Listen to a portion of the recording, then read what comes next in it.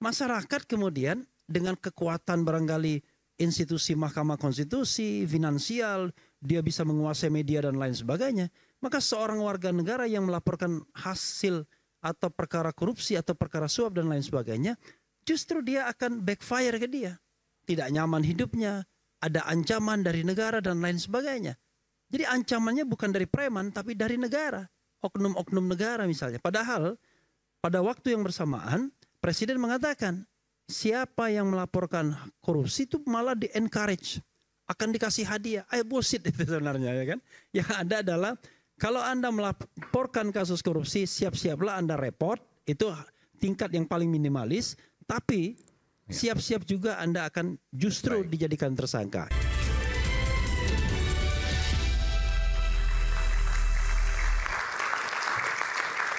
Kembali sesi terakhir Rakyat Bersuara, saya berikan kesempatan pada Bung Guntur Romli tadi sampaikan kenapa dinotariskan, kenapa tidak sekarang, pertanyaan masih seputar itu. Silakan sekaligus penutup. Ya, pertama terkait soal substansi, dokumen, video dan sebagainya itu ingin kami tegaskan bahwa itu tidak ada yang terkait dengan persoalan pribadi. PDI Perjuangan, Mas Hasto, Bu Kony dan Mas Awi tidak tertarik untuk mengumbar atau mengungkap persoalan pribadi seseorang. Seperti yang di media sosial banyak, nggak ada kaitan dengan itu. Ini berbeda dengan proksinya Jokowi ya, yang menyebarkan video, yang menyebarkan foto, hanya orang bertemu di restoran tapi di framing perselingkuhan. Kenapa disebut proksinya Pak Jokowi itu? Ya kan disebutkan oleh Bang Rocky tadi. Bahwa disebutkan jelas di situ. Saya membantah itu untuk proksi. Yang kedua, kenapa proksi lah? Jangan bilang proksi Jokowi, itu kan udah tendensius. Kan disampaikan di situ bahwa akun-akun itu adalah akun-akun pembelanya Jokowi. Maka disebut dengan proksi. Ya kan? Saya nggak nyebut sebagai Jokowi, tapi proksi. Kelompok pendukungnya Jokowi. Itu artinya seperti itu kalau Anda nggak paham apa arti proksi. Kemudian soal kenapa pertanyaan. Kenapa baru sekarang? Kemudian kenapa dinotariskan di Rusia? Saya mau jawab ini. Persoalan kenapa baru sekarang? Saya bisa bertanya balik. Kenapa korupsi-korupsi, dugaan-dugaan korupsi yang menyebut, yang melaporkan keluarga Jokowi, anak dan menantunya tidak pernah ditindaklanjuti oleh KPK? Contoh yang paling jelas menurut saya, karena ini juga diminta oleh KPK, apa yang disampaikan oleh almarhum Bang Faisal Basri, yang menemukan dugaan penyelundupan biji nikel ke China yang merugikan negara ratusan triliun, dan Bang Faisal bekerja, diminta juga oleh KPK, tapi sampai sekarang tidak terungkap karena disebut di situ Bang Faisal langsung Bobi Nasution menantu Jokowi. Kemudian juga fakta-fakta pengadilan. Saya harus mengulangi lagi, nama Kahiyang, nama Bobi Nasution juga disebut sebagai bagian dari Blok Medan. Tidak pernah diungkap di situ. Jadi kalau bicara soal kenapa baru diungkapkan sekarang, pertanyaan saya kenapa selama ini kasus-kasus yang menyebut, yang melaporkan, ya, yang mengindikasikan termasuk laporannya Ubaidillah Badrun, dosen UNJ itu tidak pernah ditindaklanjuti oleh KPK sampai laporan itu berulang-ulang.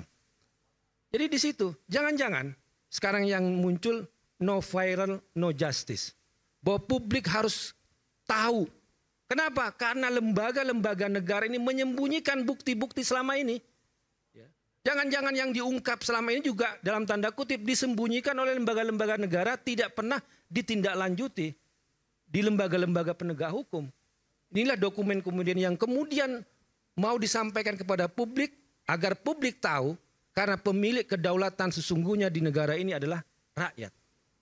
Banyak kasus, Gama misalnya, kasus penembakan, kemudian baru ada tindak lanjutnya setelah viral dan menjadi perhatian publik. Jangan-jangan kita mau benar-benar tegas memberantas korupsi kalau publik itu tahu apa itu petunjuknya, apa itu dokumennya, apa itu buktinya yang selama ini dalam tanda kutip disembunyikan oleh lembaga-lembaga penegak hukum dan dilakukan tebang pilih. Kalau Anda anti kekuasaan, tajam pada Anda. Tapi kalau Anda yang terlibat kekuasaan, cantolan kekuasaan bahasanya Bang Refli Harun, maka Anda selamat, tidak pernah ditindaklanjuti. Itu buat saya. Oke, baik. Silakan. Sekaligus penutup ya. Jadi sebenarnya apa yang dilakukan Pak Hasto itu itu kan sah-sah saja menurut saya. Kan namanya pembelaan, ya kan? Pembelaan kan bisa dalam sisi hukum, tadi pra-peradilan gitu kan, menggugat KPK atau dari sisi politis terserah. Namun terkait dengan video-video jika memang ada terkait dengan skandal politik misalnya, saya pikir ini kan bukan yang pertama. Ya, kita ingat waktu itu Nazarudin. Namun kan Nazarudin berani menyampaikan juga kepada KPK dan dia pun statusnya tersangka. Gitu. Jadi ya saya berharap lah Pak Hasto bisa menjadi justice kolaborator. Ya walaupun justice kolaborator kan syarat itu 3. Ya, pertama bukan pelaku utama, kedua membongkar kasus korupsi yang besar, yang ketiga jujur. Ya, tapi kan sekarang permasalahannya adalah apakah percaya sama KPK? Kalau dilihat dari pernyataannya Pak Guntur kan kita bingung juga nanti video korupsi ini mau dibawa kemana? Kan begitu. Kalau memang hanya untuk kemudian jadi bergening atau transaksi politik, ya saya pikir ya itu ada di ranah politik lah. Tetapi kan ini tidak akan banyak berguna bagi upaya pembelaan dia baik di persidangan gitu kan maupun dalam proses pemeriksaan sebagai tersangka. Jadi saya pikir ya sekarang kita tinggal tunggu aja apakah ini akan menjadi Nazarudin kedua. Ya, yang membongkar kemana-mana, ke atas, ke samping, ke bawah gitu kan, dan jumlahnya triliunan, atau ya hanya ada di ruang hampa. Ya, hanya tembakan pistol yang tanpa ada peluru, kan begitu. Jadi kita tunggu saja episode berikutnya. Baik. Karena di sini yang udah nonton hanya Bang Guntur gitu kan. Seperti itu. Oke, baik. Saya ke Bang Ade dulu deh sebelum saya ke Bung Refli. Ya, jadi saya termasuk orang yang, saya akan ulang ya, saya termasuk orang yang percaya bahwa Pak Hasto ini, Mas Hasto memang bersalah. Ya. Kedua adalah presumption of innocence. Ya, boleh. Asas praduga tak bersalah.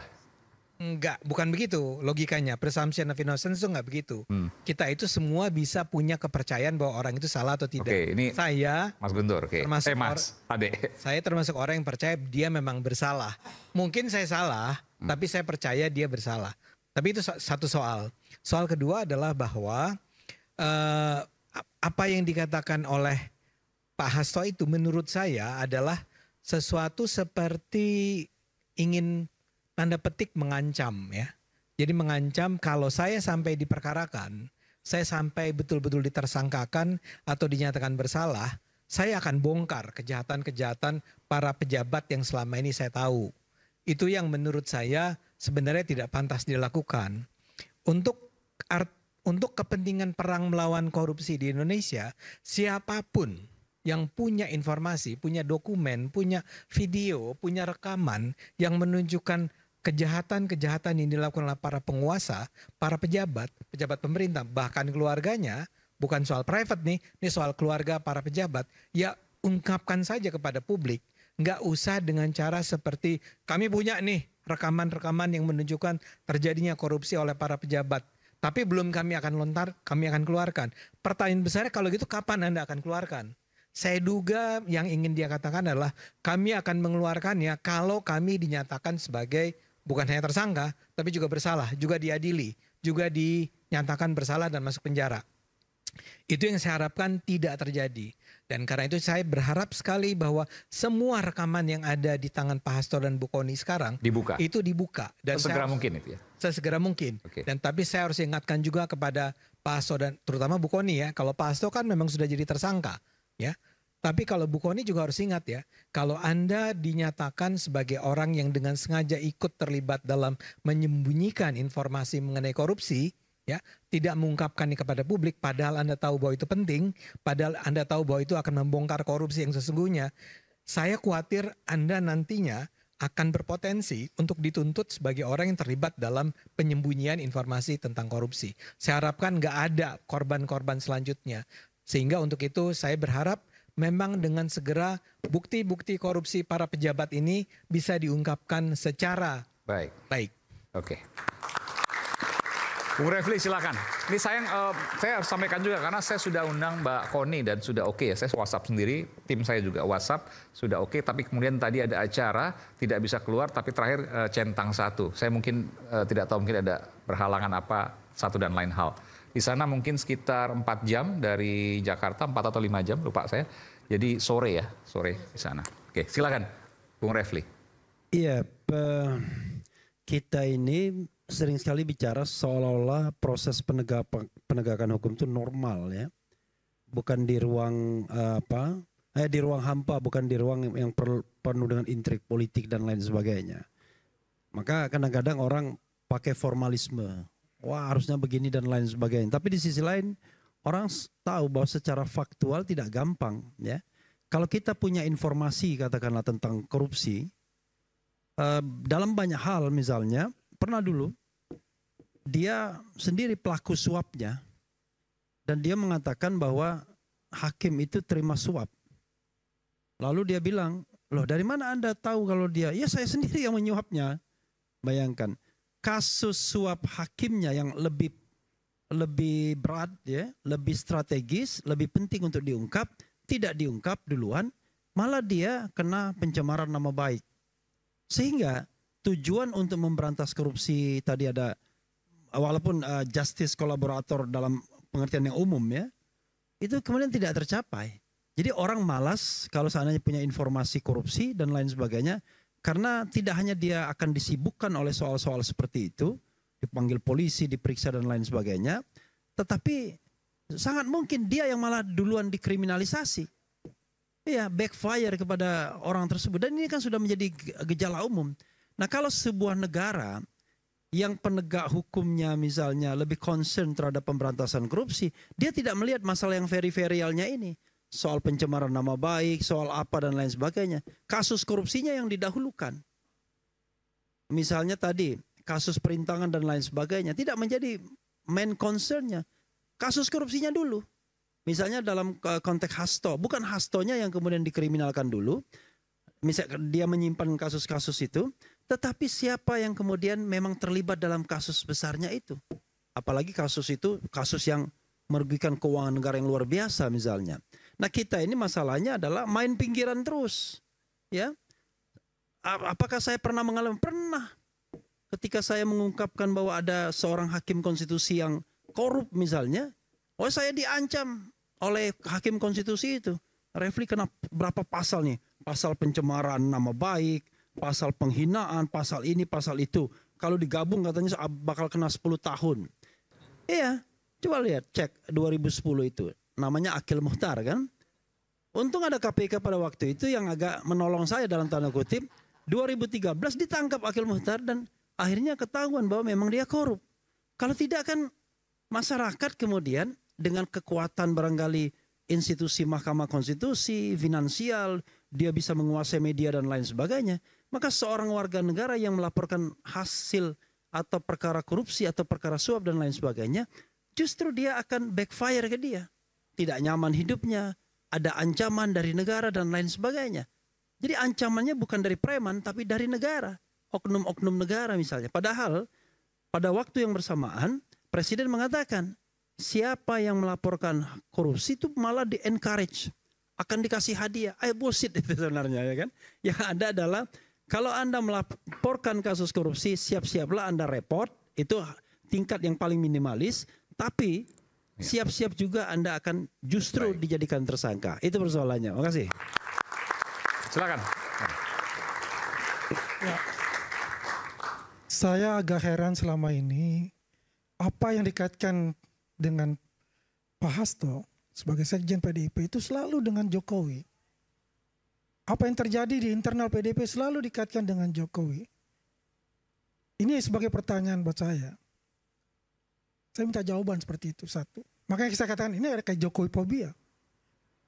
Kedua, dengan barang-barang bukti itu belum sisa dijawab sampai sekarang. Kenapa mesti ditaruh di Rusia? Dinotariskan pula. Ini pertanyaan yang sangat ini juga. Dengan masyarakat yang lain pun pasti akan bertanya seperti itu. Begitu pentingkah ya, harus ditaruh di sana? Apakah ada rahasia negara juga yang ikut-ikutan dimasukkan di sana? Kenapa nggak aja langsung di sini dibuka? Ya kan, gak usah tunggu-tunggu waktu lagi. Apa katakan dari Bang Ade tadi gitu loh. Jadi sudahlah, kita akhiri polemik itulah mengenai Jokowi terlibat A, B, C, D. Biarlah aja nanti di proses hukum. Kalau itu memang benar itu barang itu ada, langsung aja, gak usah tunggu-tunggu. Ini orang kebelet pipis semua nih kayak begini. Iya kan? Masih boleh pipis. Iya, kita nunggu kan gitu loh. Iya kan? Jangan sampai itu fitnah terus, yang keluar tuh fitnah gitu loh. Tapi anyway lah, bagi yang penting gini adalah kita bersama-sama yang meminta kepada Mas Hasto secara gentle, ya kan? Kalau itu ada, buka sekarang, tapi hadapilah ya konsekuensi hukum itu sebagai Hasto pribadi, bukan sebagai sekjen. Kan ini adalah hukum yang berlaku sebagai manusianya, tapi bukan institusinya. Terima kasih. Oke. Rocky silakan. Ada. Gini ya, coba saya terangkan dulu istilahnya. Fobi itu bukan terhadap orang. Fobi itu adalah kondisi psikologis takut pada sesuatu yang tidak dia kenali justru. Salah lagi Anda tuh. Itu pentingnya belajar itu. Ada referensi. Kalau Anda bilang Jokowi filia, masih mungkin itu mencintai Jokowi. Tapi fobi pada Jokowi, itu artinya Anda anggap Jokowi itu barang. Kacau. Orang fobi pada situasi, orang fobi pada kejijikan, orang fobi pada barang, bukan pada orang. Nggak ada orang fobi pada orang. Nangkap nggak teori psikologinya tuh? Paham tuh? Bagus. Ada komentar nggak? Kalau Rocky Gerung jangan dilawan, ya kan? Biar publik menilai, Okay. kan begitu. Kalau dilawan saya deg-degan nanti. Okay. Baik, Jumat pekan ini KPK akan memeriksa pertama kali Sekjen PDI Perjuangan sebagai tersangka Hasto Kristianto. Bola panas kasus Hasto akankah menggelinding menjadi bola liar seperti dikatakan kemana-mana dan di bagaimana pula ujungnya? Publik menaruh perhatian pada keseriusan KPK. Jangan sampai ada istilah for my friend everything, for my enemy is the law. Saya Aiman Wicaksono, sampai jumpa di Rakyat Bersuara berikutnya.